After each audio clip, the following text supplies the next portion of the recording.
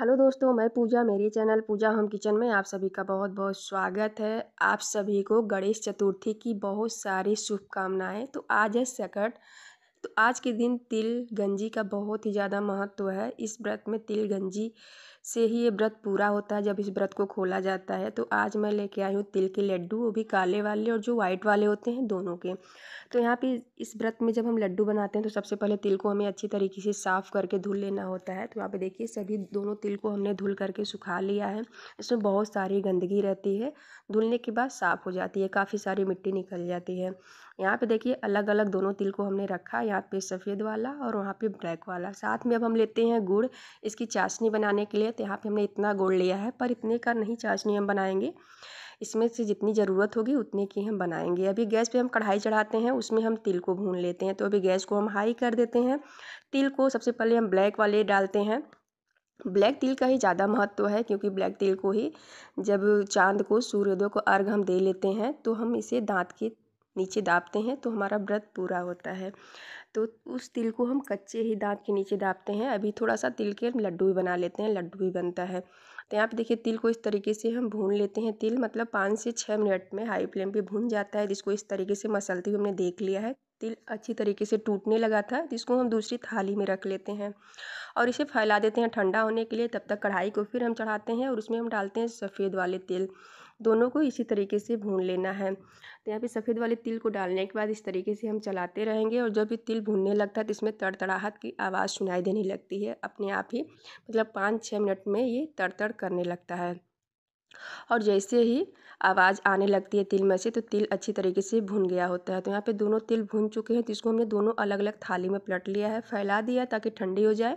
अभी गैस पे उसी कढ़ाई को हम चढ़ाते हैं। यहाँ पे 3 गुड़, हमने 5 गुड़ पहले लिया था, अभी हमने 3 गुड़ यानी 300 ग्राम करीब गुड़ को हमने डाल दिया है, और गुड़ को हमने इस तरीके से तोड़ करके डाल दिया है।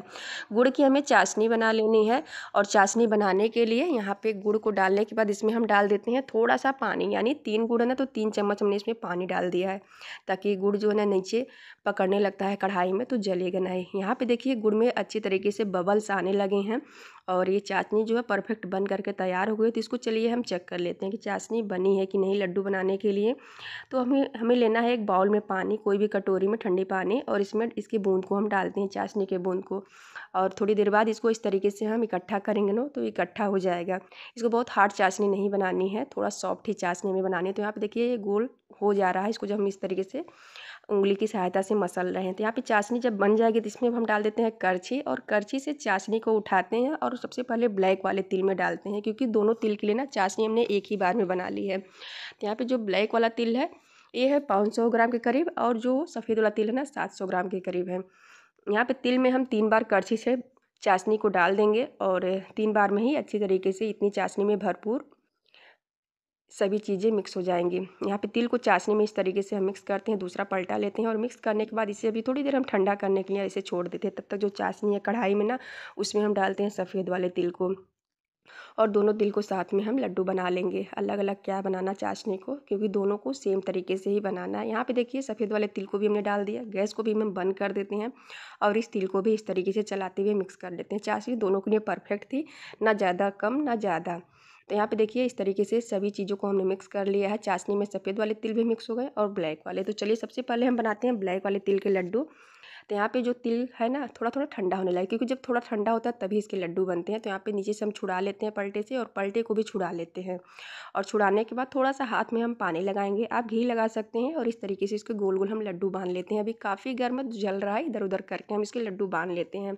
थोड़ा गर्म रहेगा ना और थोड़ा ठंडा, तभी इसके लड्डू बन पाते हैं। यहाँ पे देखिए दोनों हाथ में लेके इसके हम लड्डू बना लेते हैं, और यहाँ पे ब्लैक वाले तिल के लड्डू बन करके तैयार हो गए हैं। अब चलिए वाइट वाले तिल के बनाते हैं। तो ये तो अभी बहुत ही ज़्यादा गर्म है, क्योंकि कढ़ाई भी गर्म थी और चाशनी भी गर्म थी, तो इसी में हमने डाल दिया ना, तो ये बहुत गर्म है, तो इसको थोड़ी देर ठंडा भी करने में लगेगा। तो यहाँ पे देखिए इसके लड्डू हम बना रहे हैं थोड़ी देर ठंडा कर करके। तो दोनों तिल के लड्डू हमने बना करके फटाफट इस सकट चौथ पे तैयार कर लिया है। तो आप लोग भी कैसे बनाते हैं प्लीज़ कमेंट में बताइएगा, और हमारी वीडियो पसंद आई हो तो हमारे चैनल को लाइक शेयर और सब्सक्राइब करें, बेल आइकन को जरूर प्रेस करें, ताकि आने वाली वीडियो की नोटिफिकेशन आप तक मिलती रहे। तो यहाँ पे देखिए ढेर सारा सफ़ेद और ब्लैक तिल का लड्डू बन करके तैयार हो गया।